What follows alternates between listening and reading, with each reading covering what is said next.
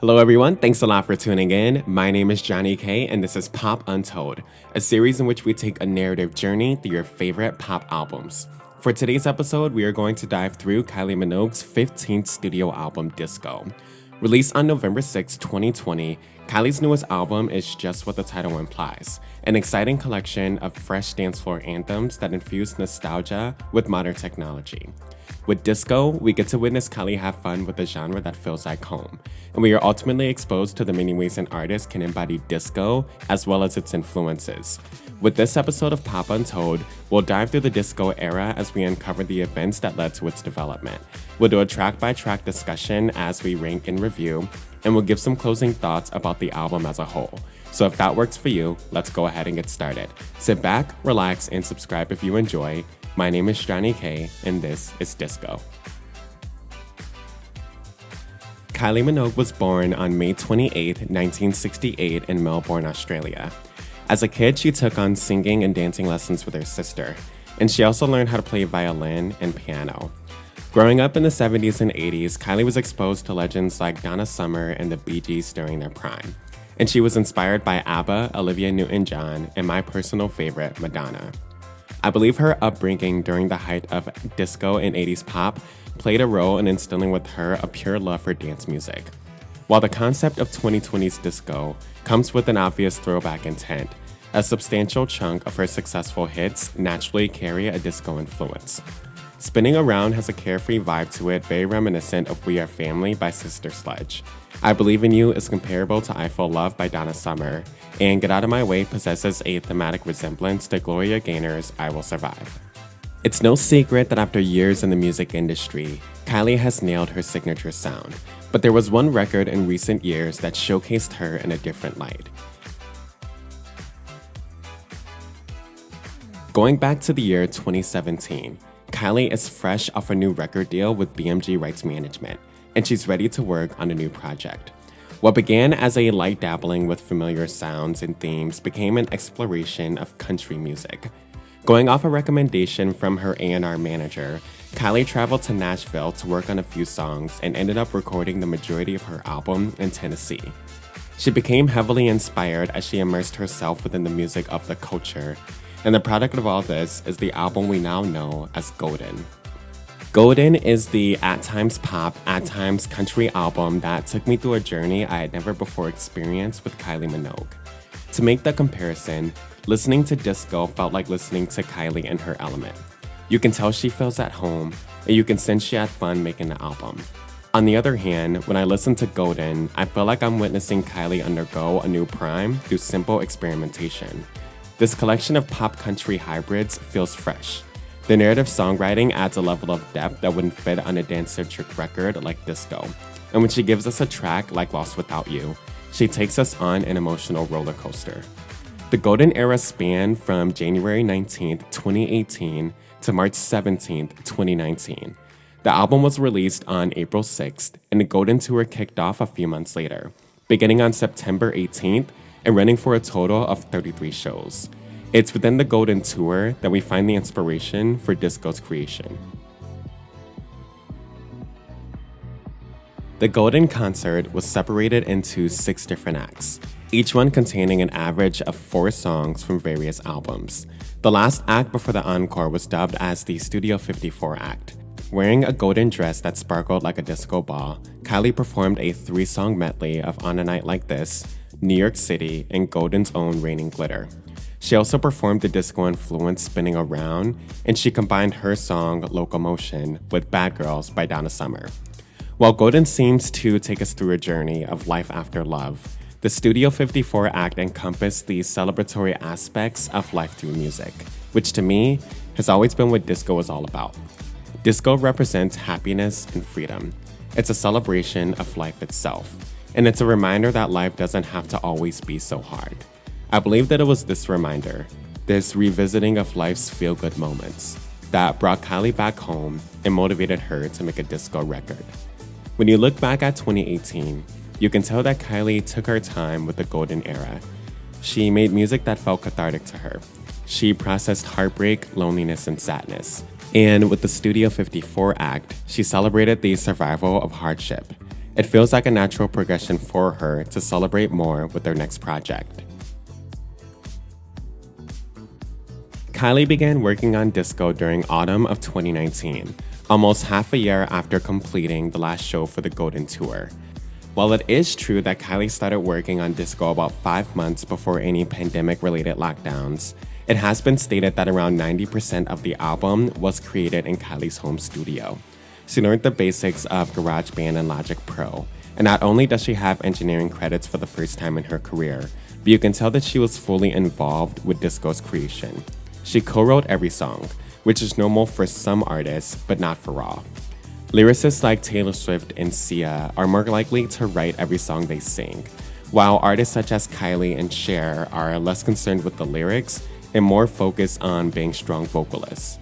To this date, Disco is only the third album where Kylie co-wrote each song, the first being Impossible Princess in 1997, and the second being Golden in 2018.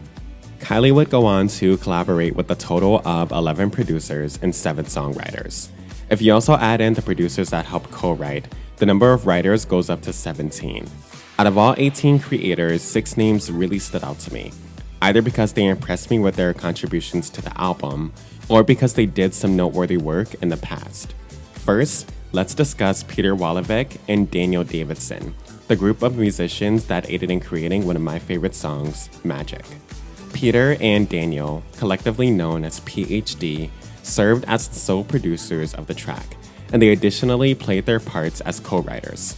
It's also worth noting that Daniel Davidson helped write and produce Get Out of My Way, the powerhouse single from 2010's Aphrodite. Next, we have Nico Stati, the co-producer of Real Groove and Miss a Thing. Nico has history working with Neon Trees and Jason Derulo, but I was most taken back by his history with Justin Bieber, serving as a writer and producer for Children, one of my favorite songs from Purpose. One songwriter we need to discuss and appreciate is Megan Catone, also known as Megatron. Megatron carries a huge presence on this album, co-writing 6 of the deluxe version's 16 songs. 2 noteworthy tracks she co-wrote are Last Chance and Dance Floor Darling, 2 songs that could be argued as the best tracks off Disco. Next, we have Bifco, the musical trio that specializes in pop, dance, and electro music. Bifco helped to write and produce Disco's promotional single I Love It, as well as Disco's lead single Say Something. Additionally, they have an extensive history working with Kylie, leading a creative hand on tracks such as The One, In My Arms, and Love at First Sight. I lastly think their credibility is hugely notable, as Bifco played a huge role in the success of the Spice Girls, producing tracks like To Become One, Spice Up Your Life, and Wannabe. Finally, we'll talk about the collaborator who played the hugest role of Disco's creation, Sky Adams. When you think of Madonna's Confession on a Dance Floor, you have to appreciate Stuart Price. When you listen to The Fame or Born This Way, you have to appreciate Red One and Fernando Garibay. When you listen to Kylie Minogue's Disco, you have to appreciate Sky Adams. Sky has co-writer and co-producer credits for 10 of the 16 tracks found on the deluxe edition of Disco. If you think of your top 3 songs from this album, chances are Sky Adams was involved with at least one of those songs. If you're thankful that Kylie has released this album, you also have to be thankful for him. There are many people, from engineers to songwriters, who played their role in bringing Disco to life. But without the heavy contributions of people like Megatron and Sky Adams, Disco wouldn't be what it is today. As artists like Dua Lipa and Lady Gaga defined what it means to conduct an album rollout during a pandemic, Kylie prepared to do the same thing with Disco. July 23rd would mark the start of a new era as Say Something was officially released. Say Something would receive critical acclaim, as its disco-heavy sound fit right in with the likes of mainstream hits like Say So and Don't Start Now. She was also praised for her lyrics, as they seemed relatable and optimistic, and they resonated with listeners during lockdown. The music video would be released 2 weeks later on August 7th, portraying a psychedelic journey as Kylie rides through space on a golden horse. While I've always seen this video as strange, I do see it as a great way to create a strong product while adapting to the circumstances involving the pandemic. While other artists settled for self-recorded or animated videos, Kylie decided to do a mostly solo video that, on one hand, lacks the visual appeal of a video like Lady Gaga's Rain on Me, but on the other hand, still remains appropriately thematic to the concept of the disco album. She would also go all out with this throwback concept when she performed Say Something on The Tonight Show. Wearing a dress from 1983 and using an 80s era camera to film, Kylie not only gave us quick flashes from the past, but she fully took us there. She channeled the aura of shows like Top of the Pops, and she created a beautifully nostalgic experience. Kylie would go on to release Magic as the second single on September 24th. And it was this song, along with its video, that truly got me on board with this new album. The video was shot at a nightclub in London. It features clips of Kylie either on a throne or serving up a dance number inspired by The Hustle.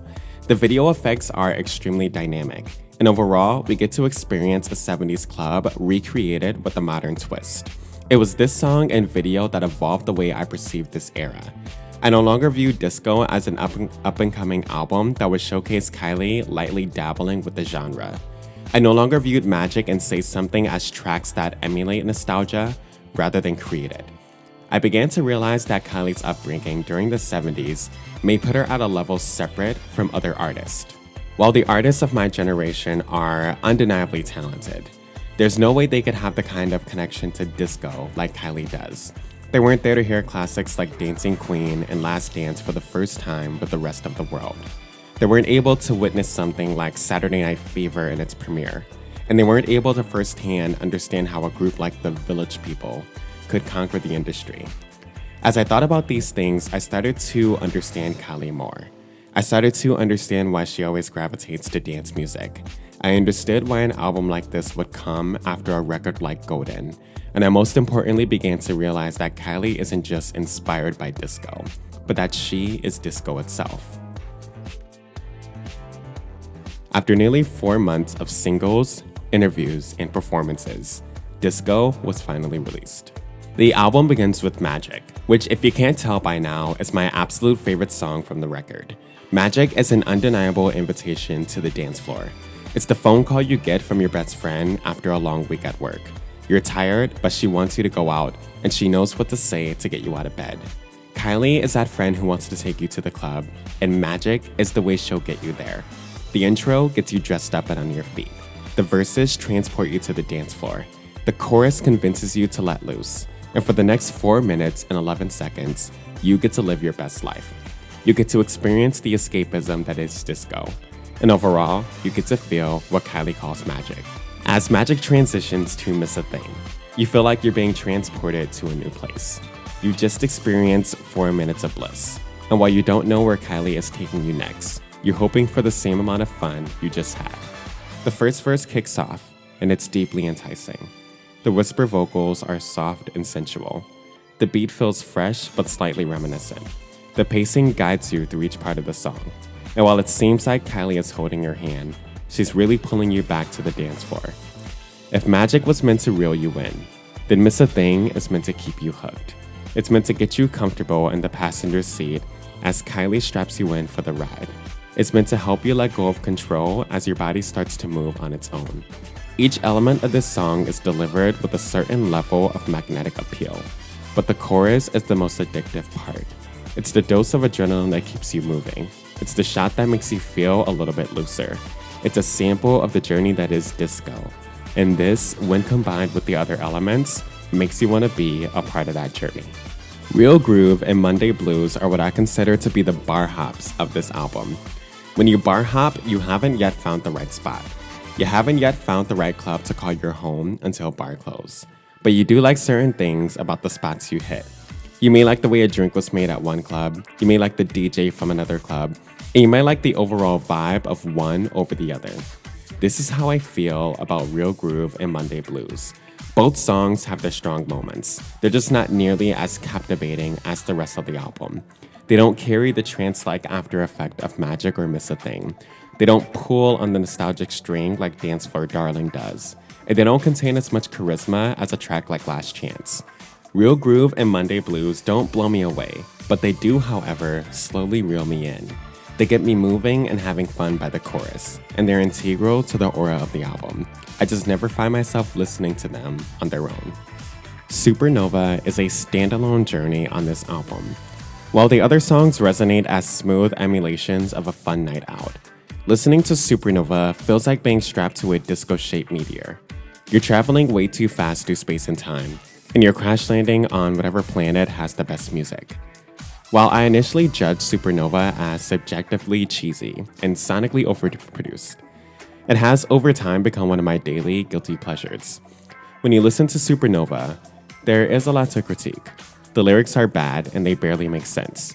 The opening to the song slaps you in the face, and the auto-tune is a bit too aggressive. But despite all of this, it is such a fun time. It's a track where the overall experience outweighs its flaws to the point that I wouldn't change a single thing. Kylie's fun side feels contagious with Supernova, and her dedication to selling this romantically intergalactic concept feels reminiscent to Venus by Lady Gaga. Both songs have their cringe-worthy moments. They're both extremely hit or miss, and they are both songs that I can't get enough of. Say Something is easy to listen to, especially coming after Supernova. It's a dynamic yet lightweight journey with enough spunk to keep you on your toes. It doesn't quite get me to the dance floor like Magic or Miss a Thing, and it isn't as hard-hitting as Supernova. But Say Something does contain little elements of everything we've heard so far, and it stands as a perfect culmination. What starts as a feel-good disco frenzy takes a turn for the better when we get to the bridge. The bridge is the highlight. It's an abstract and imaginative experience. It's the first step to a world where psychedelic phenomenons like the Say Something video actually make sense. Say Something does rank right in the middle for me, right at number 8, but that's taking into account the fact that I love the vast majority of this album. Everything starting from Say Something and up are songs that I can't get enough of. Speaking of songs that I can't get enough of, Last Chance was a strong contender for my absolute favorite song, but in the end, it ranked right at number 3. Created with the helping hands of Megatron and Sky Adams, Last Chance has ABBA written all over it. From the constant chiming in of the song's title in the chorus to the unmatchable builds of momentum in the verse and bridge. There's a sense of urgency mainly present with this song. But instead of adding anxiety, the urgency adds excitement. It's a reminder that tomorrow isn't promised, and it's a reminder to treat every dance like it's your last. I Love It is simple and easy to get behind, but it can be overlooked when we examine its placement. Coming after Supernova, Say Something, and Last Chance, it resonates as a well-deserved break in momentum. On the other hand, I Love It is sandwiched in between two extremely strong tracks, Last Chance and Where Does the DJ Go? So it's easy to write this one off as filler. You'll hear me say this a lot through my videos, but I don't view filler as a bad thing. If albums solely consist of wannabe chart toppers, it takes the fun out of music. And what happens is that instead of listening to artists for their music, we find ourselves constantly searching for Billboard contenders. I Love It was released as a promotional single, so it has been seen as worthy of a push, but I just view it as another track on the album, and that's not a bad thing. I Love It, in my opinion, is not the song from this album that you absolutely need to be on the dance floor for. And it's certainly not the song you choose to end your night with a bang. But if you find yourself still looking for a fun time after a track like Last Chance, I Love It will provide that fun time. And afterwards, it will lead you to another album highlight. Where Does the DJ Go is arguably the best song on this album. The only reason it doesn't rank at my number 1 is because the emotional connection I have with Magic outweighs how I feel about every other song. From the vocally charged intro to the climactic chorus, Where Does the DJ Go encapsulates the disco genre in a way that is dramatically more captivating than the majority of throwback hits of 2020. While Doja Cat's Say So and Lady Gaga's Replay are amazing in their own right, they all seem to take the passenger seat as Kylie kicks things into high gear and shows us how disco is really done. Safe to say there are no punches pulled with this one. We don't get the sensual and delicate Kylie that we got with Magic and Miss a Thing. We almost get the same Kylie we got with Supernova. She's dominant, but not nearly as overbearing, and the taste of this one doesn't have to be acquired. Kylie goes all the way with this song, as she amplifies what it means to deliver drama and momentum in only 3 minutes. The intro preps you for a wild ride. The verses combine restlessness with anticipation. The homage to Gloria Gaynor is a fine touch, and the strings in the chorus add suspense and urgency. Suspense is an emotional layer of its own that elevates this song to another level, similar to Last Chance, but more intensified.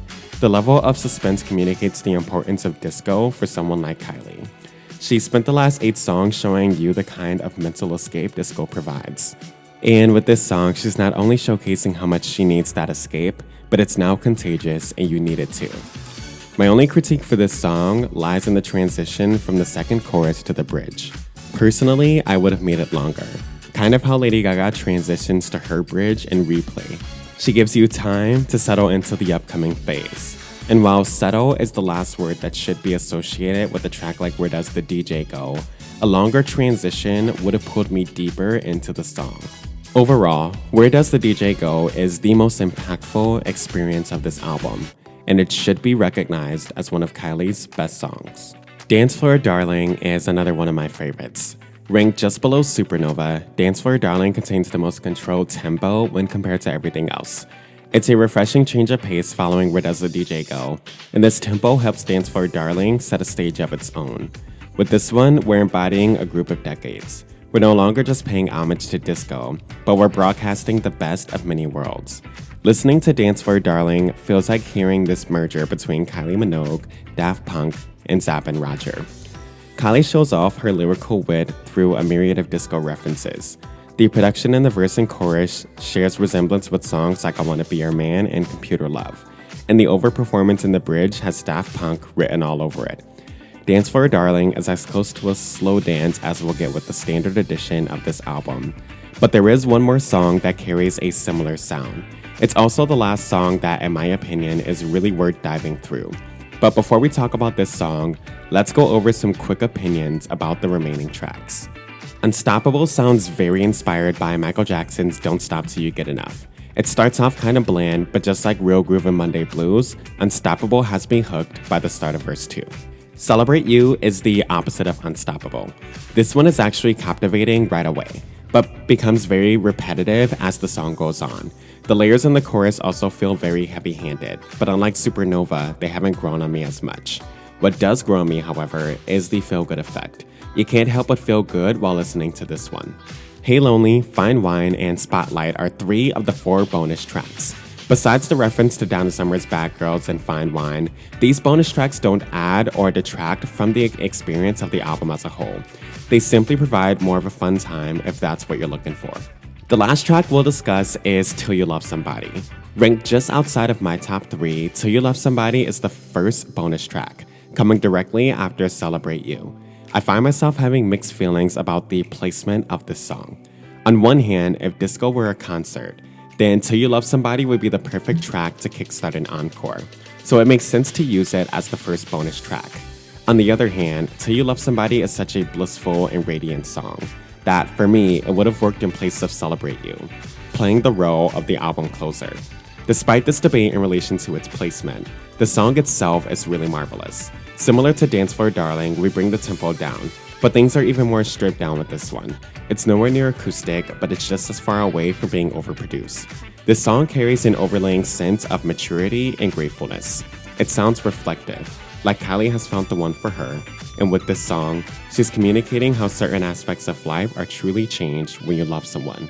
Sonically, Till You Love Somebody does share similarities with Dance Floor Darling, and this makes sense, seeing as both songs share 3 songwriters and the same producer. It's also worth noting that one of those songwriters, Lindsay Campbell, was only involved with one other song, Monday Blues. So we can even hypothesize that Dance Floor Darling and Till You Love Somebody may have been drafted around the same time, which would explain their resemblances. Ultimately, Till You Love Somebody is a moment of bliss, and it's a song I've grown to fully love. On that note, we'll bring this exploration to its last pit stop. The only thing we have left to discuss is the concert live stream Infinite Disco, but it's only been streamed twice and I've missed both times, so we'll most likely discuss Infinite Disco in the future when it becomes more readily available. If you can't tell by now, I absolutely love disco. If I had to rate it, I would give it a 9.5 out of 10.